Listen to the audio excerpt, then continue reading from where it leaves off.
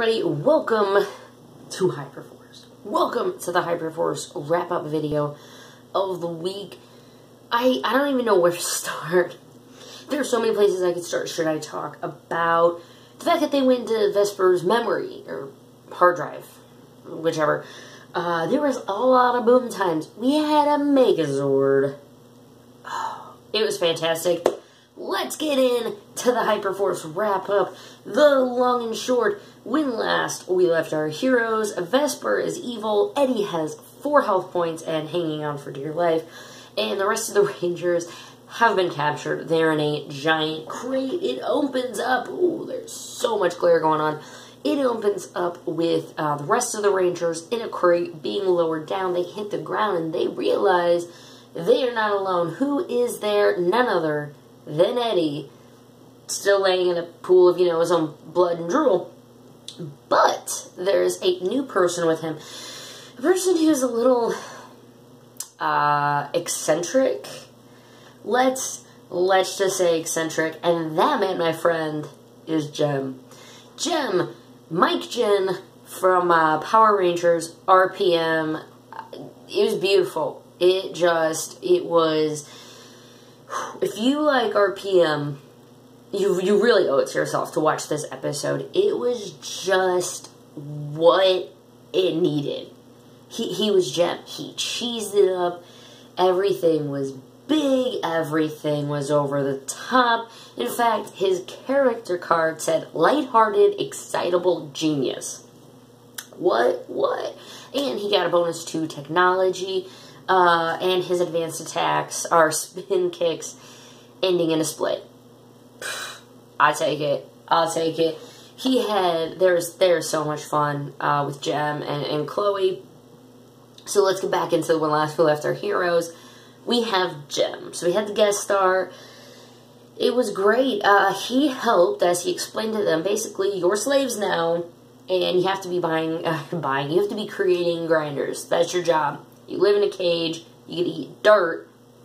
Apparently that's what they fed them, was dirt, until she got a carrot. Anyway. They had to eat dirt and make grinders.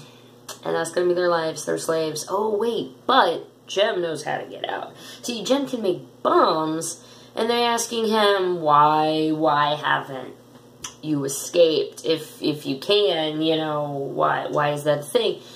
His reasoning, he has to make more grinders so he can destroy more grinders. That's the Jem we know and love. That's why he was making grinders, is so he had more to get rid of.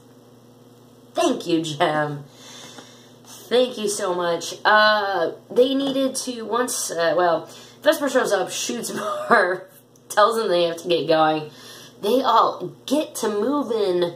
But they need a distraction because Jem's got to make some bombs, and they have to be able to get their morphers, Jem's morpher, because he finds out that they are also Rangers, or is what he would say, are you Ranger operators?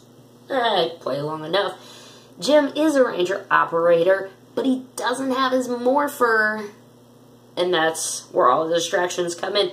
What is the distraction, you say? Well, Marv had to super and use energy, and I'm not real sure what else, but he managed to create this wonderful distraction of Jem was throwing tables, and Marv was throwing up. Yeah, that was his massive plan to, I got crazy hairs, guys, sorry, some baby hairs growing. Marv vomited on Vesper to get her attention and take it away so they could escape, and it was great. They escape, they get their stuff, Jem morphs. You know me, I'm not paying for reviews. Let's get into some of the awesome things that happened. They end up morphing, Eddie is healed, but guys, we get something that we have not gotten before. Other than saying the word boom time at least 37 times, we got a Megazord. Yes, we did. We got a Megazord. It's beautiful. It is called the Kronos HyperForce Megazord. It was in the default combination. So that was the thing. And they showed the picture of it. It's a default configuration of the HyperForce Megazord, which to me means there's gonna be new combinations. I hope. I hope. At least. I hope there are more combinations. There should be. They still have... This is only, what, episode 6, 7? I mean, you got like 25 episodes. They're gonna have, like, ultra mode by the end of all of this. But that's okay. That is okay. They got their Megazord, and how they... They didn't know how to do it. Jem was like, hey, do you guys know you can make a Megazord? They're like, what's a Megazord? They kind of got around how in the world to form it, but basically the Rangers thinking, this is what's going to happen. Okay, you know, magically everything starts moving and their chairs move and they come into the Megazord and they take down Buzzkill. Yeah, I skipped a lot of stuff getting to that Megazord. Buzzkill was the monster. He had like saw blades like all over him. Looked kind of fun. Didn't have a lot of weaknesses. Vesper is no longer evil because she's in the Megazord. How they got her to no longer be evil, it brings up a little bit more of like a character talking point of her and Eddie, Vesper and her story and how she's going to be interacting with the rest of the Rangers. So, Vesper, evil at this point, you know, android, or robot, as she said, she's not exactly sure yet. She's still figuring things out. In fact, one of the last things that we saw with Vesper is that she's questioning, she's an android, but she has all of these memories. Are they real memories? Are they fake memories? Can she trust anything that's going on in her head? Maybe not when you hear what also happened in her head. See, Jem, you know, he's a genius. He's an insane, excitable genius, and he created a way. All the Rangers shoved it in the back of their necks, put one in a Vesper, and the next thing they know, is almost as if a dream, they're inside Vesper's head. Now, if you've seen Kamen Rider Double, I was kind of picturing it as somewhat whenever Philip is in the big lookup system, and there's just imagine being in a giant row of almost think of like server cabinets, and if you don't know what that means, look, there's just bookshelves. Bookshelves everywhere. And in it, which I was thinking, I don't know if that actually came out inside it, but I was thinking each of those libraries or volume in the library is probably a memory storage of some form, because they're in Vesper's brain now. Or hard drive. Nah. We'll figure that part out. We'll figure that part out as it goes. Vesper's hard drive, they find her hidden inside her own brain, looking at the memory of her asking Eddie on a date.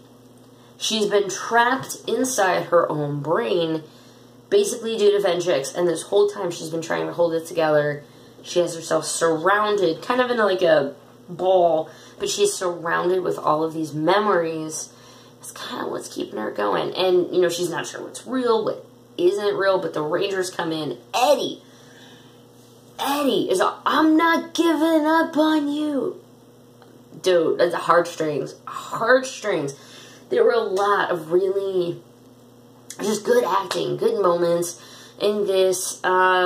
Eventually they come up, and it's a little Tokyo's around this, but they use their imagination to get their giant blaster, because this is kind of a dream world they're in, almost like anything goes. So they imagine their giant, I don't know what it's called, bazooka thing, blast Vengeance, because he's in her head as a hard drive, but he's the virus, and so he's just kind of in his like metal pole form. If you've seen RPM, you know what I'm talking about.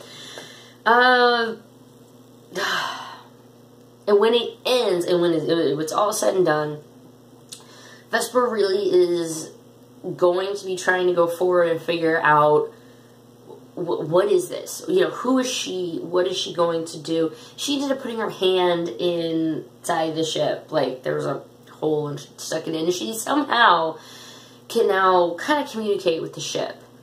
Hey, however, the other point, since they got Zords and then the ship is up, and when they destroyed Vengeance inside of Vesper's brain, we think the Vengeance virus is no longer, it's not in their morphers, it's not in the ship anymore, so Vesper controls the ship with her mind circuits.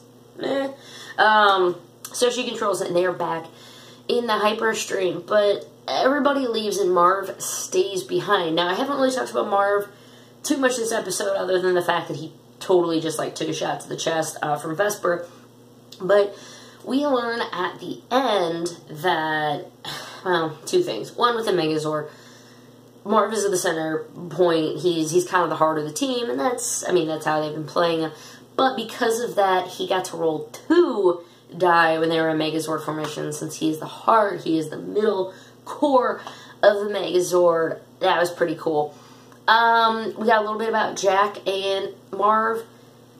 Before, Jack was trying to say, it didn't happen like you think, and Marv's like, you ratted me out, because again, at the beginning of the episode, Marv and them thought Jack was evil because that's what Vesper had told them, and they resolved that pretty quickly. But Marv talks to Vesper after everybody else kind of wanders off. They go make burritos and whatnot. And so one of the last scenes that we have in the show is Marv confronting Vesper and basically just letting her know you're the same person to us, even though now we know you're an android. It's okay, you can work this out. We'll work it all out together. And Marv confides in her he's an alien. Now, alien is a big shocker, because now it's like, well, what planet's he gonna be from? Is it gonna be another cool Sentai reference? Is it gonna be from, Sentai 6 or Gokai Land or whatever? But, sorry, and I completely lost my train of thought for a second. But it's also not that big of a deal. Sorry, that's where I was going with it. It's not that big of a deal because this is Time Force world. Trip's an alien. Trip's an alien with, like, green hair and his, like, psychic thing that he has going on. I mean, being an alien isn't that weird, but I think it's going to play into what happened between Marv, Jack, and the Time Force police and everything else. I think him being an alien is going to play a very pivotal role, but the fact itself that he's an alien, I don't think is going to be as big of a deal. Just my opinion. That more or less was, it was a wrap-up. We're already at about 12 and a half minutes, so I can't talk more than that, but I can't recommend this episode enough. If you were a fan of HyperForce, it was a fantastic one. You laughed. Some people were crying. There were definitely some shocking points, and it was just kind of silly. What I was seeing the most on Twitter while it was happening was, this is the weirdest episode we've had. This is the silliest episode. This is the best episode. This is the funniest episode. A lot of people had a lot of things to say about this episode, but overall the consensus was it was great. So please watch it. It will be out Tuesday morning on HyperForce's official YouTube channel, but if you want to subscribe and become a thumper, you do get access to it early if you just can't wait. And you want to support the people who make this possible for us every day, or every week. I wish it was every day, but I don't get crap done Tuesday nights. I don't know about you guys. And then Wednesday mornings are a little off, too, because of the time zone differences. But we had Megazords, Vesper's good, Marv's an alien, Eddie's alive, which, hashtag save Eddie. Thank you. They ended up making a special card just to give him life because he was so dead.